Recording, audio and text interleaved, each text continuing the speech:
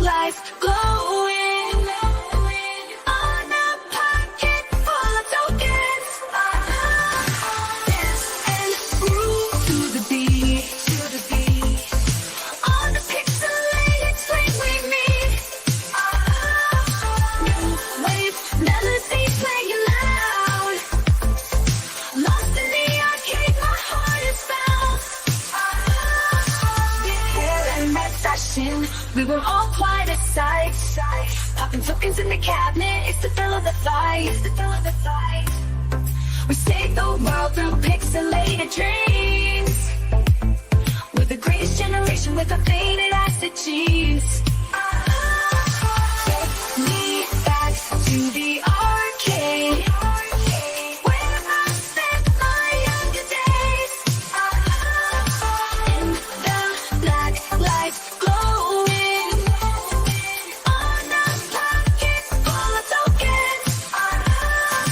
Dance and move to the beat, on the pixelated screen we meet. New wave melodies playing loud, lost in the arcade, my heart is found.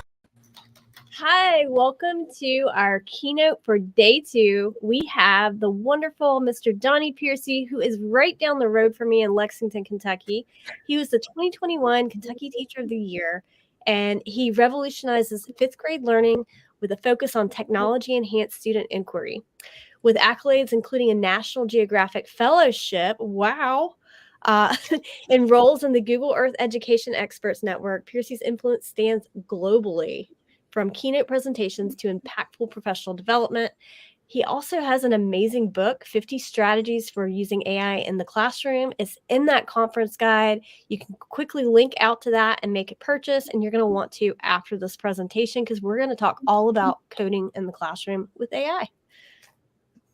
Donnie? Nice. Yeah, thank you so much, Amanda. It's great to be on. I'm assuming my audio sounds okay because nobody's giving me weird looks as I talk. Yeah, thank you so much for that intro. So I always forget, Amanda, that you're just like an hour from me here in Lexington. So, and I'm trying to, are you in Louisville proper? Or are you just No, I'm in Prospect. I'm northeast of Louisville. I'm like 20 minutes from downtown, but I'm going to be in Lexington June 13th. So we should Nice. link up. Nice. That's about a month from now. Sweet. So anyway, Eric Frank is going to be there. So I'm going to Oh, for meet real? up with him at dinner. You should have dinner with us. Anyway, Sure. coding in the classrooms. Let's roll with that. So anyway, I've got my slide deck kind of shared down below in StreamYard. So if someone could kind of bring that up in here, it'd be cool to see. There you go. So anyway, so I have to admit something. So this is a brand new keynote that I'm trying. And I know that we have people watching live, and we're also going to have people that watch this live stream afterwards. So whether you're on Facebook, YouTube, I don't know, Google Plus, if that's still a thing anymore, you all are more than welcome. Please comment anywhere you'd like on any of these platforms. I've learned that, by the way, all of us who have taught virtually anytime in the last 5 years, this is a lot more engaging and a lot more fun if people are commenting. And I just saw my friend James Allen pop in there. So I'm kind of worried about what kind of snarky comments might appear. And James, my kids go to Goshen. So yeah, I'm like, I can throw a stone and hit the school. There you go. Well, I put something up behind me, just this kind of a hidden inside joke just for James, because he's the one who made it. But anyway, so let's go ahead and get started here. Now, this is what I like to call a play along at home keynote, because as much as you'd probably like to hear the sound of my nasally voice for the next hour or so, a little bit less than that, I've got some time for some Q&A at the end. This is a whole lot more engaging and a whole lot more interesting if you all will participate, I guess we could call it, in some of these challenges. We'll call them virtual AI challenges that will take place during the next hour or so.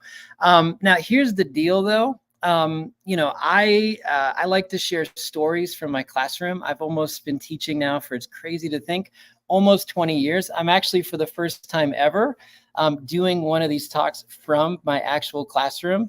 And I was so excited when I made the decision to do this, from my classroom a couple weeks ago. I was like, oh man, I can show them some of the stuff I got set up. And then I realized that tomorrow is actually our first day of state testing. So literally had to take all the funds down because yay, state testing. But that's a whole nother issue that we can kind of talk about, right? We had that last week. Yeah, God bless it. Yeah, but here. anyway, so this is my workshop session keynote. I'm going to call Code with AI. Now, before we kind of dive in, though, like Amanda mentioned, I always feel really awkward like bringing this up. But last summer, I worked with a teacher-created material to write a book called 50 Strategies for Integrating AI into the Classroom. So, when people ask, like, why did you decide to write this book? Like, what was your purpose behind it? I was very fortunate that I stumbled across, and I'll share this story a little bit later on. I stumbled across, just kind of like the rest of us did. We have our when we first learned about ChatGPT story back in early December, like December 1st or 2nd of 2022, about a day or two after it launched. And immediately I realized, the questions that people were going to have, but I wanted to try to figure out some ways educators can use AI, whether it's ChatGPT, Google Gemini, Copilot, whatever tool you're using, in a way where it actually enhances student learning. Because the big question I wanted to ask is, what does a classroom or a lesson that is using AI, what does that look like? And what are some ways that you can, especially me as an elementary school teacher, what are some ways that you can safely use that with kids, especially if you have students that are under the age of 13 like I do? What are some ways that you can safely use those tools to enhance student learning and engagement? Because I love AI stuff, it's fun, but at the end of the day, it's kind of it's still just a tool. Ultimately, just we're about student learning. Anyway, so I always like to give little updates whenever I do one of these talks about, what's gone on in my classroom in the last month. Anybody remember the eclipse that happened about a month ago, right? It was kind of drove to see that. I had to figure out some way to tie this into AI. I wanted to see the eclipse in 2017. I got stuck in traffic and missed totality by about 10 minutes. So fun little story. I do not have like a fancy camera. But I do have I do have a Google Pixel, which I like. So I actually asked AI. I said, hey, I use ChatGPT, and I said, hey, I'm trying to figure out if I can use my phone to take a picture of the eclipse that's going to happen in a few weeks. Told me kind of suggested some different things that I could look into. And for less than $50, like, I built my own telescope. I've got a pretty snazzy photo of totality. That was real. That was real. That was a real photo. Like, that is actually like my phone on my thing, right? So that was kind of cool. I thought you used AI. No, that's actually you see that there's the prominences down at the bottom. We all know, like this past week, we saw all everywhere. We got to see the aurora borealis, which is cool, right? It was really neat. Of course, as someone who grew up in the 90s, and like The Simpsons were always my favorite show. Like, every time I see the aurora, I'm reminded of this scene. Bonus if anybody actually gets what's funny, but I figure there might be one or two people watching it who got a kick behind it. And I know that we have some Canadians watching, but to Canada, listen, I know that this is what our aurora looked like down here. I've seen your aurora and it is amazing, right? So shout out to Canada. If you've never been, go head up to like the Northwest Territories and check it out. But anyway, let me kind of skip ahead here. So for the last almost 20 years now, I've been teaching. Elementary school, always 4th or 5th grade. I've always tried to figure out some unique ways that I can bring technology into my lessons to try to not only like increase student learning, but also keep students engaged in whatever content it is that I'm trying to teach them. And when AI rolled out this past year, it's been around for years, but when ChatGPT officially launched, I realized that things were going to change very, very differently. When I stumbled across Midjourney, for example, I realized that, okay, now not only can we have some fun with with text-based prompts. We can also have some fun with image prompts. So as a fun way, as I'm giving the rest of this talk here, where to keep everybody engaged, I would say about, 50, 70, 80% of the slides that are in here, the images that are in them, are AI generated.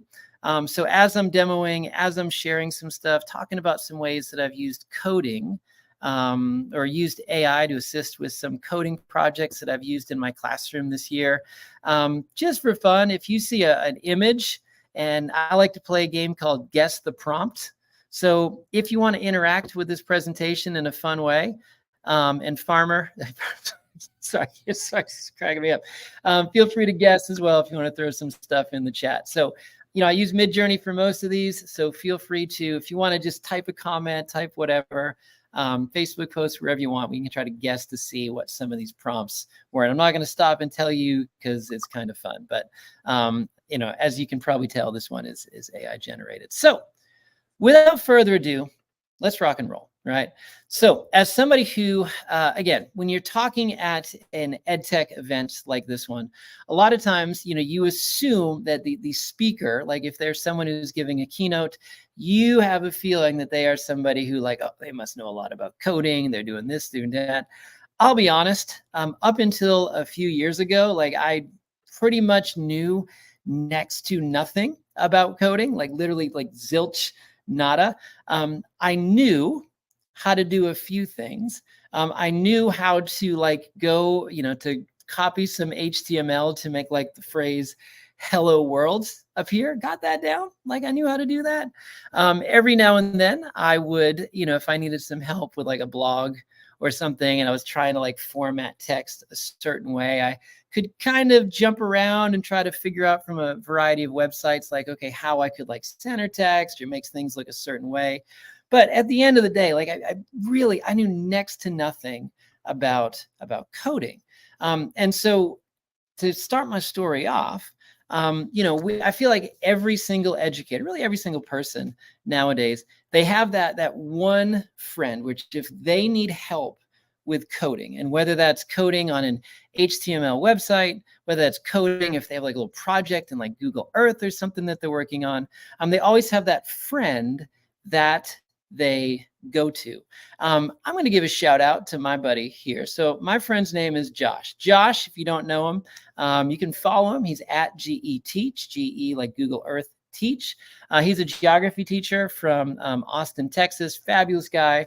Created a website from scratch called GeTeach, Google Earth Teach, that lets you to compare different maps. But that's beside the point. For years, anytime that I needed some help with something coding related, whether it was trying to figure out some obscure way to embed a YouTube video onto some weird third-party platform site, or if I was trying to make some type of Google Earth tour, Josh was my go-to. Because Josh wouldn't just know where to click, he'd be able to go into the lines of code itself and be able to tweak it, make it look, and just phenomenal. But not only that, he's the kind of guy who taught me to ask questions about, well, if this image is here, what's going on behind the scenes? What's making this appear this color or this pin appear there? And from Josh, I learned a lot, right? Hello, Josh World. Thank you, Bobby.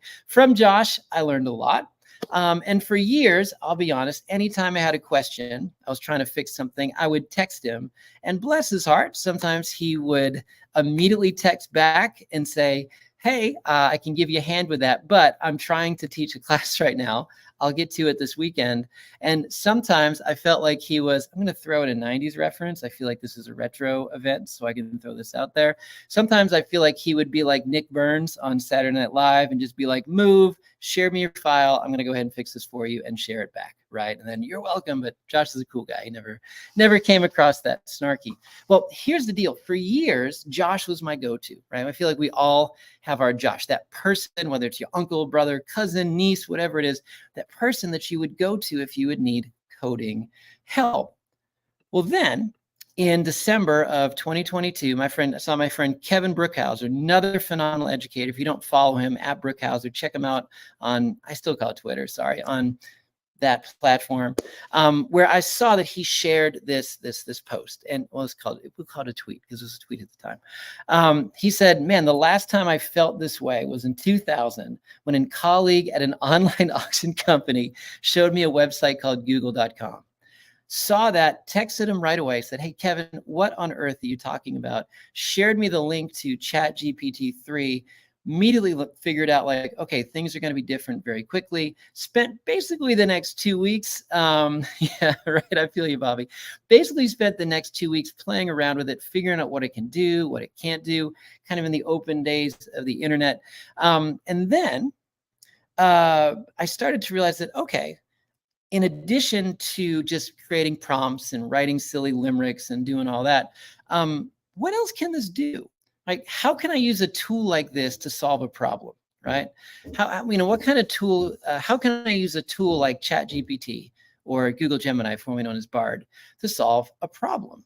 So, I mentioned that, we all kind of have those level 1 problems, those little things as educators, like, man, I wish that there was some way where I could make this a little easier. Well, as a classroom teacher, indoor recess, I'm gone on record for saying this tens of thousands of times. Indoor recess is just the absolute bane of my existence. I don't like it. I know we have people watching from California right now. Hello, Lisa, who are saying like, what's indoor recess? Is that, do you just like, you watch a movie or something? Well, we have this thing called rain here in Kentucky, and thunderstorms and tornadoes and snow. And when we get that, we safely cannot go outside. So we have to keep the kids indoors. And sometimes we'll play games like the classic Heads Up, 7-Up. Sometimes it'll just be Minecraft days. But still, like coming up, especially during those bleak winter months, with something for my class to do was rough, because I didn't always want them. Sometimes we like to keep them engaged. Sometimes it is Chromebook time. Sometimes it's not. It's one of the reasons why I think we need to have real recess more often. But long story short, indoor recess is and always has been the bane of my existence. And last year, actually, oh my gosh, year and a half ago now, I had some students in my classroom that were obsessed, and I mean obsessed with like retro gaming.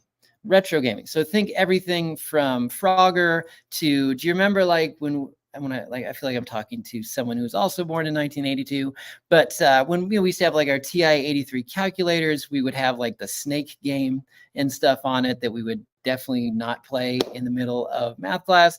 But I had students who were obsessed with this. And I didn't want to go out and buy these classic arcade games for them at the time. But I asked them, I said, hey, I'd heard that this ChatGPT thing can do coding. What game do you want it to create? And one of them said, and fun fact, I learned later, she was a big Seinfeld fan. She said like, hey, I love the game Frogger. Could you use ChatGPT to make a game of Frogger? I was like, oh, I could probably figure out a way to do that. So again, I'll be honest, I could have scrolled down through thousands of prompts that I've done. I didn't do that. But basically, I gave it a text like this one, right? I gave ChatGPT a prompt like this. Went in, and this works for GPT-3, the new, by the way, in case you didn't notice, y'all, if you pay for ChatGPT, you now, get the 4040 thing. But you also, if you don't, you actually get access to GPT-4 now, a little aside. But basically threw in a prompt like this one. I said, hey, write some good code for an HTML Frogger game, or for my British friends watching HTML Frogger game, that could be controlled using the arrows, right? Make the frog and the cars be an emoji. And then I needed a place to put this. Now, at the time, I knew absolutely nothing about, they're called IDEs. There's those places where like you could type your computer code and run it. Didn't know much about that at the time, but I did know you could like put HTML code, like an iframe, on a Google site. Like that was a thing that I knew. So I asked it to make a game for me, right? And I wanted it to be just total text-based. And I actually think when I did this with my students, I gave them, what emojis do you want to see? And I kind of threw those into the prompt. Well, here's where it gets fun, right? And I'm going to Here's where it gets fun. So actually started to put these together. Now, at the one that I made a few years ago, that's on like a classroom site. So I can't, because it's got like some student stuff on there. So I can't share that one. But I ended up making just kind of a whole series of little tiny text-based games. And I'm going to go ahead and I'm going to open this up real quick. And I'm going to make sure I share this tab instead, so that way you all can see it. But I just made, just prompts. And we started with Frogger, right? We started with Frogger. And this right here, right? This is actually the, if you want to see these, I'll put the link up again. But it actually made this Frogger-based game for me. Now, you got your little frog. We kind of zoom in here. You got your little frog down at the bottom. See there? He's a little frog emoji there. And then what you want to do, if you've played Frogger before, you click the screen, and you want to use your arrow keys to try to make your way across and get to the end. Now, for this, I was actually pretty slow. I got there in 27 and 26 thousandths of a second. But the nice part is we added a reset button, and then you can try to go. But unfortunately, if you hit something, you see the Frogger gets smushed, and a little emoji there, got hit by a turtle or something. But so this is where it gets fun though, right? Because what happened the first time that it made this game, right? The first time that it threw it out, the only thing that this text-based game had was it was literally just the frog down the bottom, and there was like 2 cars that didn't move in the middle of it. And it was the easiest game ever. You just held down up arrows, it went to the top, and then literally nothing happened. Well, what I learned about coding with AI, and I'll give y'all a chance to, I'll demo this in a second, so if y'all want to play around, you can see how this works. What I learned about coding with AI, remember, we're just at level 1 here, is that it's really easy to ask it to make some changes to it. I'm going to show you how to do that in a second. But made some other, just throughout the rest of that year, started to make some other just simple HTML-based stuff. I've got a Classroom Google site that I use. And all of this code, I just embedded it on there, was just written by AI. And sometimes it was like just a simple like fraction simplifier. Again, there's thousands of websites that do this, but my students thought it was cool that that they had a tool that was made specifically for them. So if I wanted to simplify, if I wanted to check to see if I was right, like 8/12, I can click simplify fractions, and it's simple, puts that out there. Even does mixed numbers, which they thought was kind of cool. You can convert it to an improper fraction and make it that way. Kind of fun. Added some other stuff. I talked about a snake game. We made like a game of tic-tac-toe. When I was in high school, I took one computer course. I took, because my uncle told me to, he said, oh, you'll be fine at it. Took AP C++, which I knew absolutely nothing about, should not have been taking that class. But I remember our end level project that we had to do. We had to type in a day, and this is any day. My teacher said from the year 0 until 10,000 years in the future, and then it had to tell you what day of the month, sorry, not what day of the week that day would take place on. That was like our final project that we had to put together.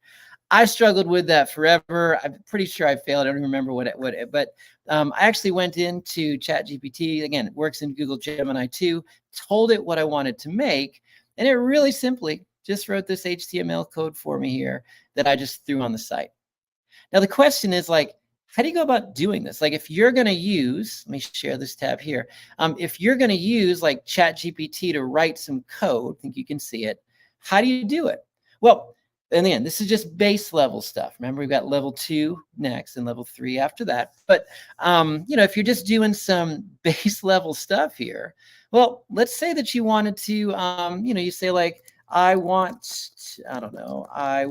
to make a simple, I know it's not zoomed in, that's hard to read. I wish they had a big font increaser on here, but I'm just going to keep reading what I wrote. A simple HTML based game that I can embed onto my classroom website. It should, how about this? It should be a multiplication practice game. It just quizzes them on their basic facts. I know next to nothing about coding, so just give me the code and I'll embed it on the site. So by the way, remember I mentioned my friend Josh earlier. I basically talked to ChatGPT like I did Josh, right? I said, hey, Josh, here's what I want to do. I want to do this, this, this, and this. Pretty sure he had a photographic memory, kept track of it. But anyway, type that in there. I'm just going to press enter now. It's going to write some code for me, right? It's going to make my multiple choice game here, right? Now, it's making the game, right? Putting some stuff on there. It's going to keep going, put it all in there. This is fantastic, blah, blah, blah. It's writing my code. There it is. And now what I'm going to do, right? Now what I'm going to do is I'm going to jump up here. I've got this little option to copy it, right? A little button right there says copy. Now I'm going to jump back over. Oops. Going to jump back over to my website that I've got going on here. Again, this can be like if you got a classroom site or something like that. But I'm going to jump down here and I'm going to double click in this white space. I'm going to click the embed link. And then, right, instead of doing by URL, I'm going to click where it says embed code. And I'm just going to paste that there and press next and then insert.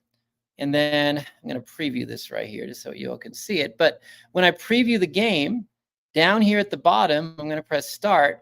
Hey, look, it just made this simple little game for me. 5 times 9, that's 45. Submit.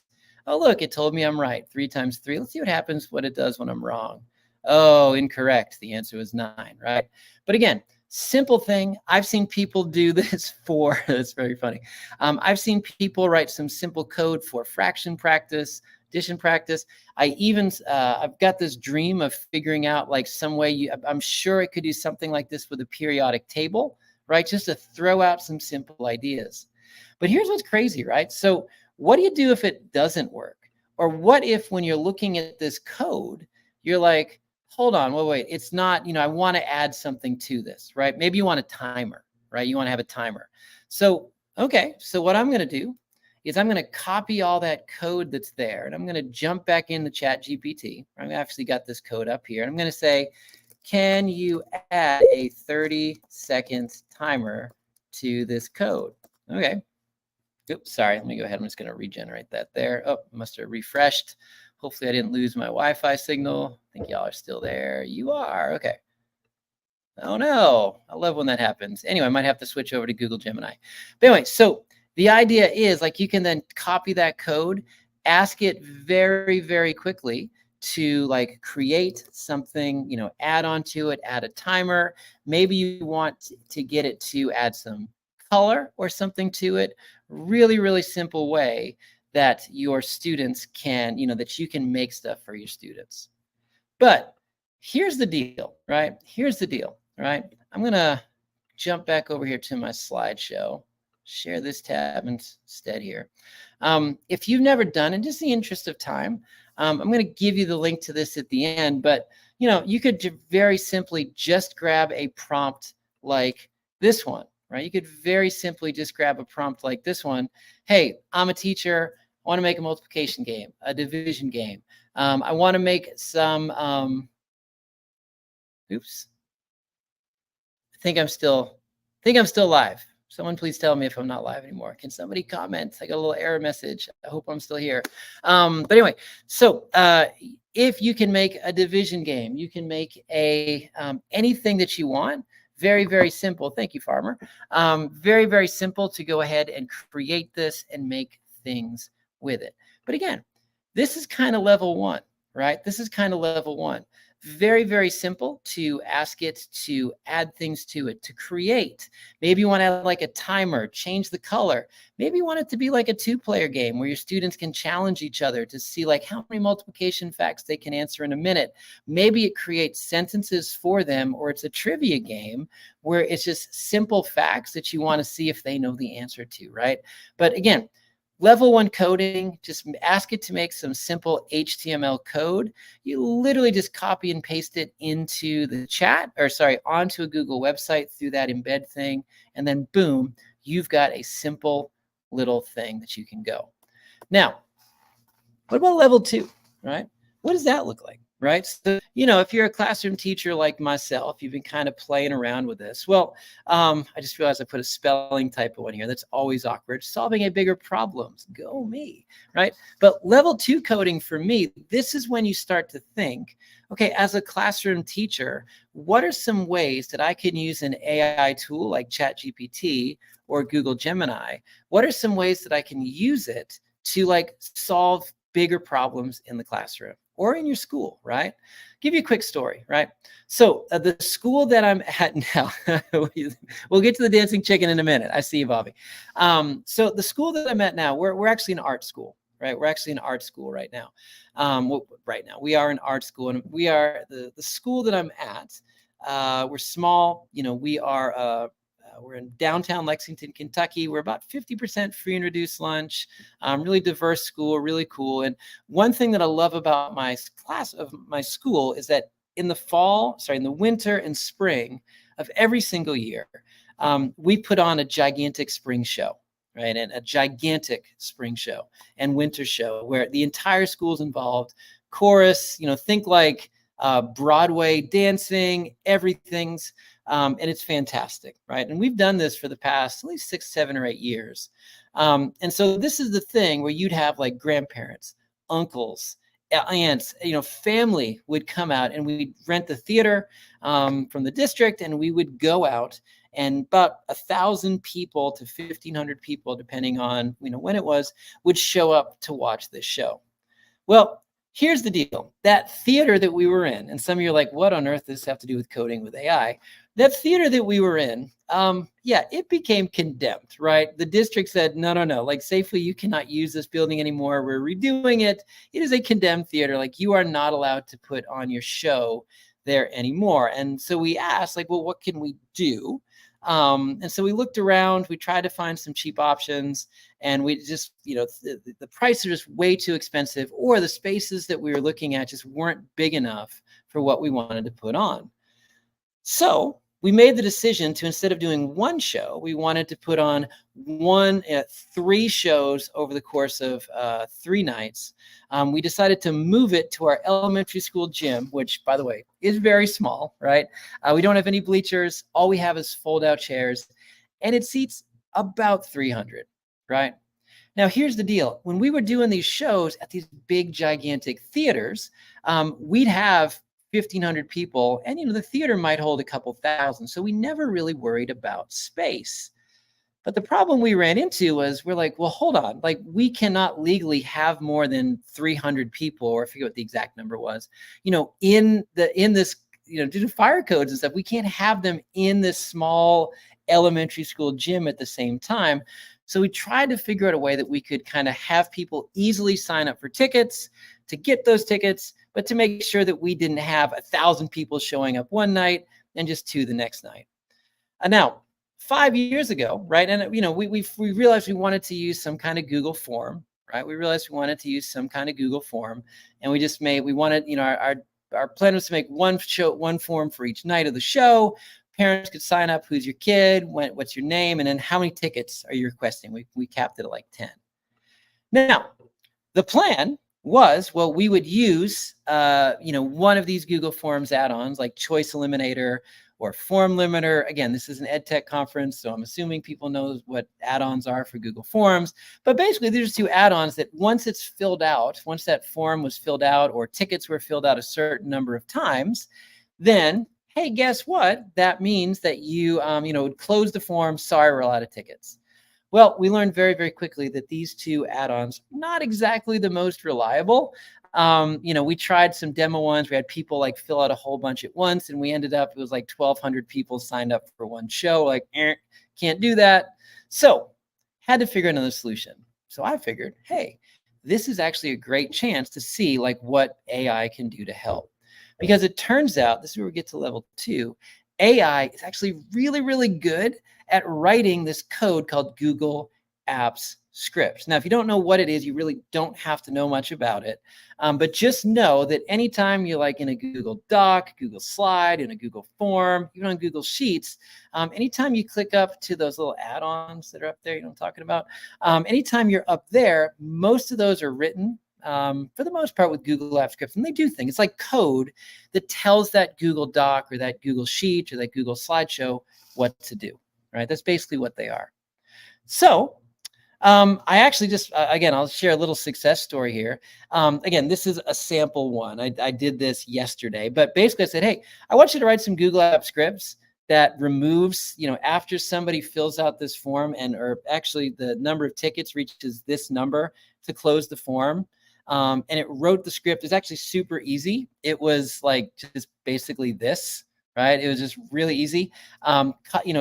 I did not know what to do with this code. Like I'd seen Google App Scripts before. So a little fun fact, if you don't know what to do with it, feel free to jump into like Google Gemini, ChatGPT, and ask it like, hey, so I've got this code. I know it's supposed to do this. It looks like this. Can you walk me through step by step what I'm supposed to do with this? And it will, like, it'll give you some basic stuff. It's not always perfect. Sometimes you have to tell, like, I don't understand. I've learned very, very quickly with AI, it's okay to sometimes, to enter into the prompt like, hey, can you explain this to me? Like I'm a 5-year-old who knows nothing about coding, because basically I am. But the thing is, like, it worked, right? The script worked. And it, walked me through a few things, actually taught me a lot about Google Apps Scripts, kind of how it works. At the start, I mentioned how when I started this journey with coding, I basically knew next to nothing about it. But what was fun is kind of as I'm going and walking through, I've learned a lot more kind of about how this stuff works. So let me give you a little example here. Let's try to see like some of the things, like say let me demo for you real quick how you can use, Google App Script to like solve a little problem, right? Because if really that's what it's about, right? So if that's what it's about, if level 1 is kind of that, hey, let's just make some basic HTML code, right? Why don't we try some basic stuff with Google Apps Scripts? Let's see what it can do. So I feel you on spreadsheets. So I'm going to go ahead here and I'm going to go here. I'm going to share this tab here. So this is actually a newsletter. I write one of these to my parents every week. Shoot an email. By the way, no, I do not use AI to write these, right? I do not use AI to write these. The reason why is when I'm writing my newsletter and I'm typing it out, it's actually I always send these out on Sunday afternoon, but the reason why I always take time to write it out each week, one, it's always forces me to look at our school calendar to make sure I know what's coming up, but it also, it's a personal touch because I like to throw little things in there. So anyway, so these are always handwritten by me. Anyway, so how does this work with Google Apps Script? Well, what you can do, I'm going to go ahead, I'm going to share earlier today, right? This is a little example. I actually jumped in and I gave it this prompt, right? I told it that basically, hey, I want to, I've got 3 parents in my classroom that only speak Swahili, right? That only speak Swahili. And I wanted to figure out a way to, after I type out these newsletters, before I copy and paste it and send it off to parents, print it off, can I very quickly, using a tool like Google Translate, can I just make an add-on that quickly, or Google Apps Scripts that just translates that for me super easy, right? So what was interesting, I asked it to make it for me. Told me to go to Google Docs, gave me this code right here, gave me this code. And what was interesting, right, let me kind of jump down here. What was interesting, the first time that it did it, let me kind of jump up here. The first time that I threw that code in there, I'm trying to find the mistake, it gave me an error. Like, it gave me an error. And and so again, I'm treating this like this is my nerdy friend, right? My friend Josh. He's not my friend Josh. My friend Josh is better than this because my friend Josh is human. Always keep that in mind. But it gave me an error. And so what I did was, after I ran the Google Apps Script, I said, hey, it told me this. Fix your code. I have no idea what this means. I just need a simple translate app. So, the prompt pop-up said, oh, the error you're encountering is doing this. Let's go ahead and adjust the code. So it did. So how do you go ahead and get this into, let's kind of go ahead. How do you go ahead and get this into like a Google Doc so that way you can run it and translate it, right? So what I'm going to do, right, and it walks you through this, is I'm going to go here to extensions, going to jump down to hit app scripts, right? And when you do that, this little window pops up here, and it's just going to create think of this as like it's creating a coding product for you, right? Project for you. So then it tells you, hey, just go ahead and that code that I wrote, can you just copy and paste that in there? It asks you to name it just so that way, like if you want to use this code later, I don't even know if I'm sharing my screen, if you all can see the little, yeah, you can, what pops up. So we'll just call this translate to SW. I'm going to rename that. Right. Then I'm going to save it. Right. So now it's saving my code. Now keep in mind, like this is the doc right here. This is the doc right here that has my newsletter on it. Right. So now what I'm going to do is I'm going to jump back here. And then at the top of this code, whoop, there's a little button up here that says run. Okay. So I'm just going to run the code. And then down here, the first time that you do it, you're going to have these little authorizations that pop up. It'll look like this. It'll say like, hey, do you want to run this code, right? Do you want to run this? Because basically what it's doing is making an unpublished app is what it's doing. So first time that you do it, then you get this big scary message that says, whoa, whoa, whoa, yeah, yo, Google has not verified this app yet. Are you sure that you want to use it? And remember, the first time that I saw this, it scared me. We'll leave it at that. Even texted my friend Josh. I was like, hey, what does this mean? And then he said, is that your email address? I said, yeah. He's like, okay, you're the developer. You know what it should do. So he said, just click the advanced button and then just hit go down to translate, then allow it, right? And then what it does, I'm going to have to share my screen one more time. Oh no, share screen. I hope I can bring this in. And then what it does, oh no, I lost it there. Share. Yes, okay. Then what it does, it says like, hey, I ran the code, started running it at 6:14, finished it a couple seconds later. And if you jump back to that doc, it's now translated that entire thing to Swahili for you, right? But I wanted to keep this going, right? I said, okay, well, that's cool, right? That's a nice way to translate. But I said, hey, it'd be really neat if I didn't have to like go and copy and paste that code in there every time. Can I just make it where like that always appears underneath add-ons? It's basically like if I'm typing up my newsletter each week that I can just click boom, translate, boom, translate. It says sure. And it actually walked me through the steps about how to do that, different ways that you can do to make it work, right? So, oh, you didn't see what I said there, sorry. But it actually goes ahead and it walks you through how to do that. And then the code, I apologize if I didn't hit the share the screen instead, went and translated my entire newsletter to Swahili. Now, as with any translate things, again, this is just a little example, like as with any, it's not perfect, right? I think all of us that have been teaching for long enough that we know that Google Translates apps are not going to be perfect. I like to run these by our ESL coordinator to make sure like, hey, is this what we're looking for? But anyway, just a simple tool, right? Another way that you can use coding to solve a problem, right? Well, let's kind of keep going here. I'm going to jump back here to this tab, right? Kind of went through all that there. But again, there's so many different ways that you could use this. I mean, the translation app, right? That's one, the school that I'm at here, my co-teacher next door, my partner teacher next door, about half her class is ESL. She has everything from French, Carrie Wandon, Spanish, English, and there's one more that I'm blanking. Like an add-on like that could do. Think that's just one thing. Maybe you could be silly with this. Maybe you want to go into Google Slides and you want to make it where you want to ask it to write some Google app scripts that every time you open up a slideshow, I love Excitebug, it's one of my favorite game. Every time you do a Google slideshow, it maybe randomizes or changes the font, or maybe it adds a certain thing to it, right? It's up to you how you want to do it. Or I've already mentioned, like my example there, we'll get to the chicken, Bobby. Already mentioned there how you could have it just close like a Google form, right? What's magic about all this though, is like, I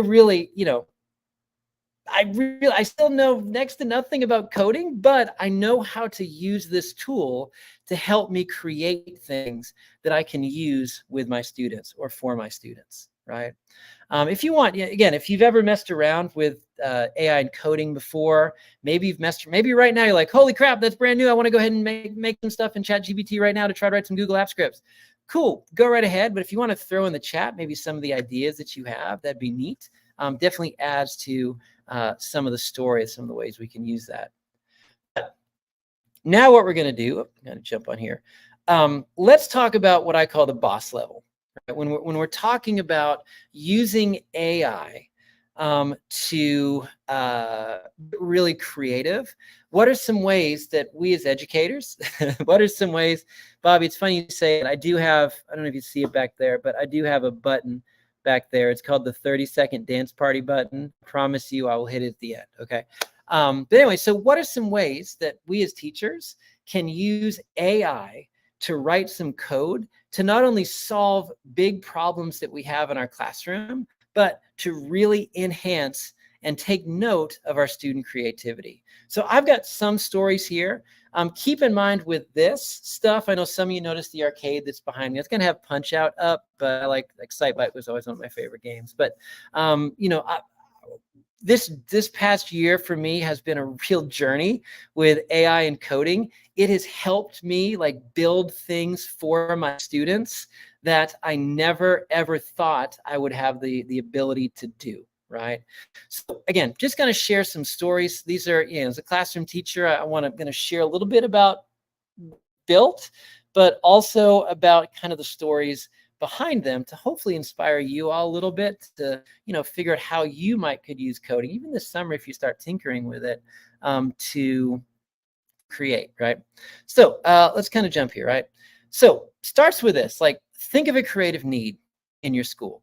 A lot of times with this, I would do it based off of something that my students would have, they see. And, these are the projects, by the way, that'll often take more time, right? These are the projects that it's not just a simple multiplication practice game. It's not just okay, every time I write the newsletter, I need a translation app or I need this spreadsheet sorted. Like Renee, I saw you earlier talking about, man, I need help with spreadsheets. Great at writing some scripts for that, right? All those pivot tables that we struggled with for years can figure that out. But these are the boss level stuff. These are the projects that super nerdy teacher in your building, like this is the stuff that they're able to do, but you've kind of got your own friend, Josh, who can help you build this stuff. All you got to do is just learn to use these AI tools to help them answer, to figure out the answers to those questions. So full disclosure, again, I'm learning a lot more about coding, more than I did a couple of years ago. I did use a Raspberry Pi. Where did mine go? I did use a Raspberry Pi for most of these projects. So again, this is a paid thing. A lot of times schools, districts will have one. To buy a kit, you can, if you're brand new to this stuff, you can just buy the board and it's like, $40-50. But, to buy a kit with the case and everything that goes with it, usually for everything, you got to get a keyboard, like a little monitor and stuff. A lot of times you'll just have them running around. So there is a cost that goes along with this. But I decided I was going to use Python. Don't know why I chose the programming language Python. I think it's because I like the sound of it. And every video that I watched on coding, whenever I was trying to learn this stuff on my own, they always programmed in Python. So I said, cool, we're going to roll with that. So get to that in a second. Now, a lot of times Python, right? You'll need like a program like Windows, operating system like Windows. You got to find like they're called IDEs. You got to find some separate program that you can download that'll run your programs for you, right? Run the scripts and stuff that'll run for you. I use this one called Donnie. People always ask me why. I said, because it's the one that popped up on the Raspberry Pi the first time that I tried to figure out how to do this. So that's the one that I use. And it's the one that I have on my Mac right now. It's the one that, it's the one that on my, I call it my BAT, which stands for Big A TV in my classroom. It's the one that I just use for that stuff. But if you just Google it, you can find your version of it. If your students have Chromebooks, though, like there are different sites like Python-Fiddle that you can kind of play around with this stuff on. It's all web-based. But I figured, right, if I'm going to talk about some of these like bigger projects that I used AI to help me create this year, I figure I should actually talk about some of these and the stories behind them. So again, teach at an elementary school. We are a small elementary school, but I do believe that we have probably the best basketball program in Fayette County. Our coach, Mr. Richards, is fantastic. And he approached me, right? He approached me and said, hey, we've got 12 really good ballers on the team. we are blowing out every team, and my students have, my players have no idea how many points they're scoring in the game, right? So I said, okay. So jumped into ChatGPT, and just asked it, hey, I said, hey, I'm an elementary school teacher. I don't know much about coding. I want this to be in Python. I want like some kind of graphic interface. There's 12 players on the team. Can you write some Python code where I can just go and click and kind of keep track? Now, the first time I did it, failed. Second time that I did it, though, looked a little bit more realistic, right? A little bit more realistic. It was like, oh, this actually works now. Took about an hour of kind of adjusting the code, and eventually, oops, sorry, I'm going to go ahead and kind of pull this up there. I'm going to go ahead and share this screen. Now, this is in Google Doc right now because the code's here. But eventually, it wrote this code for me. And again, I kept asking it to do things. Okay, they're not just scoring 2 points at a time. Some of them can actually hit a 3-pointer. Add a button that says 3 points. Sometimes they have to take free throws. Make it where they just, make one free throw. Kind of did all that. But what I would do, right, and I can explain to you how this works. I'm going to go here. I'm going to stop sharing for a minute. Hopefully this does not mess things up too much. I apologize if it does. I'm going to share my entire screen, right? And then you're going to get that weird recursion effect. Uh-oh, I think I can bring... Uh-oh, somebody who's watching, please bring that into the thing. Oh, no, there you go. Thank you. But then what I'm going to do, right, is I'm going to actually just copy all this code here. I'm going to jump into Donnie, which now they say that it's not doing what it should there. I'm going to jump into Donnie. I'm going to paste all that code there. Again, this took about an hour of kind of going back and forth. But when I press run current script, right, it actually made this stat tracker for me. And I'm assuming you all can see that. I think you can. Oh, yep, I know you can now. But it actually made this stat tracker for me, where as the games were going on, again, I had the real player names up there. I would just keep track of their stats. If they missed it, it did free throws and all that. And again, what was really cool about this project was after the games, I'd say like, hey, coach, what do you want me to add next? He's like, oh man, so-and-so keeps missing those rebounds. Could you add a stat for rebounds? Sure, I can do that. Hey, I want a way where after the game's over, instead of just taking a screenshot, I can actually get all the data. Cool. How about an export to CSV button? Fantastic. You can get it in Google Slides, right? And do it that way. But again, just one other simple way. Let me go ahead and stop sharing my screen. Oh, come on, recursion. There you go. Just another simple way that you can use AI to like create a project. We can keep going with this. Built a photo booth. I learned that my high school principal was hiring out several $100s a time, just this, local photo booth to come on out and get set up. So I got bored and I was like, oh, that's my daughter, by the way. It's Ramona. She just had her last day of preschool yesterday. And I said, hey, I bet you I could use the Raspberry Pi, I used the AI tool to ask like, hey, what parts should I buy for this? Told me what to buy. And we actually went and we created, I mute the volume here. We actually went and created like a working photo booth that when you hit that big red button over there, it takes a picture.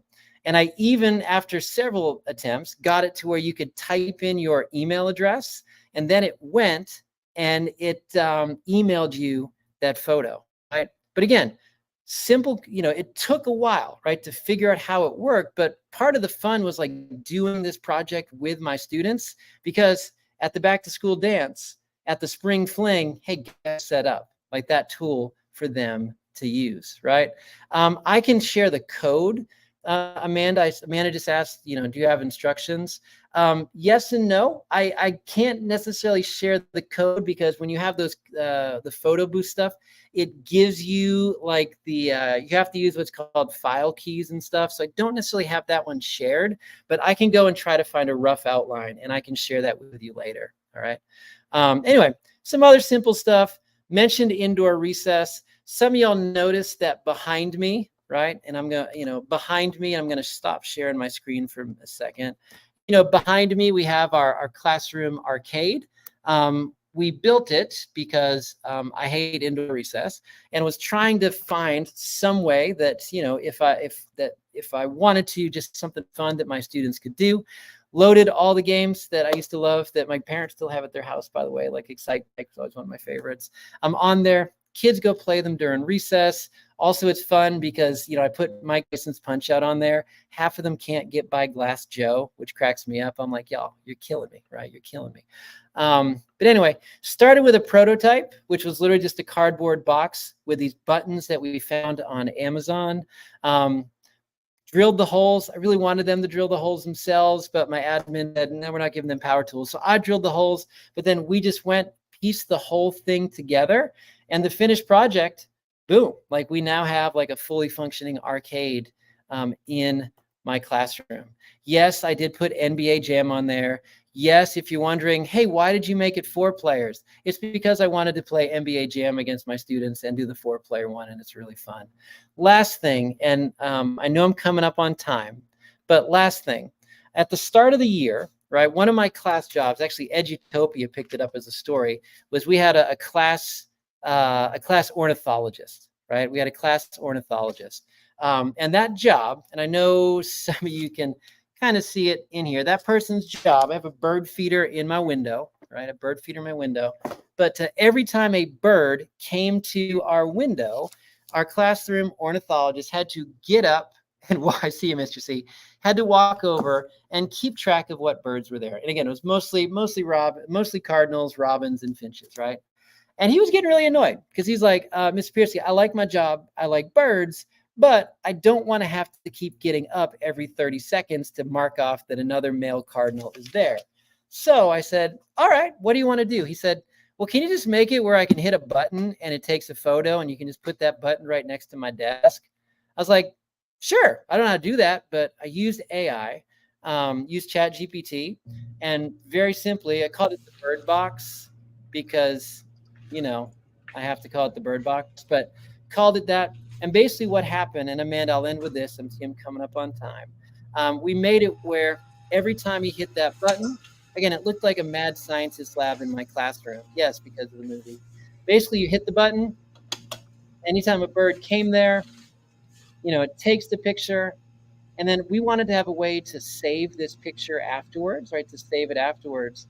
So I figured out, again, this took a lot of practice, but figured out just using AI how we can like upload it to Google Drive, right?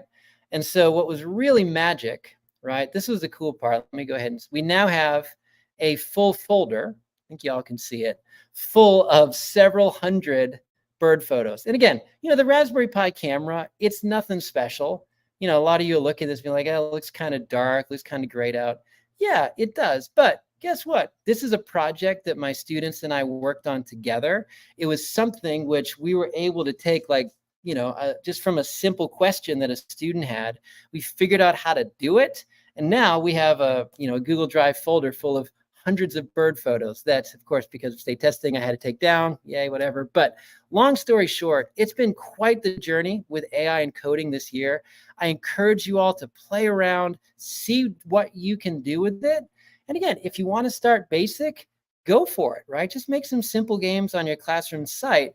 But if you really, really, really want to do that next level stuff, it's okay. Like, feel free to ask it, hey, how do I get started with a Raspberry Pi? How do I build an arcade? I've got some stuff on my links here that you can use, but all of this stuff, it's because of AI tools like ChatGPT. It's all things that you are capable of doing, right?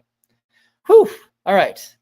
So I think I'm good time-wise. I think if you want, feel free to throw some questions in the chat. I can try to answer them as best I can. I know we're a little bit over time, Amanda, and I apologize for that. I got excited about birds. My fault. It's fine. Yep. We didn't get to do the dance. Oh, all right. Oh, okay. Okay, so hang on one second. So just so you know, Donnie, yeah. I've got my signed Punch-Out Mike Tyson right here. Did you really? I do. All right. Yes, see the signature there. Okay. Anyway, so this is, I usually try not to spend my own my own money, but this is the best and stupidest thing I've ever bought for my class. It's called the 30-second dance party. It's like $20. This is volume 2. it says on the label, now with more party. But basically what you do, it's just a button, comes with a chain. So if you want to get the party started, you can wear it around your neck or you just hang it in your classroom. Awesome. And basically what you do is you just hit the button and 30-second dance party.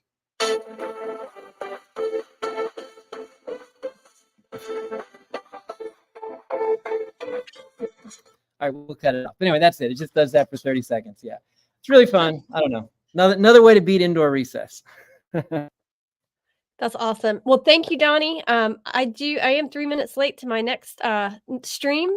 We appreciate you. I'm totally gonna be pinging you for sure to get some of your resources. Yeah. You can reach out to Donnie on Twitter. He is a little snarky, so beware, but friendly. He won't bite. I don't think. Maybe. I don't know. Thank you guys for attending. We're now splitting up into our breakout sessions. That was an amazing keynote.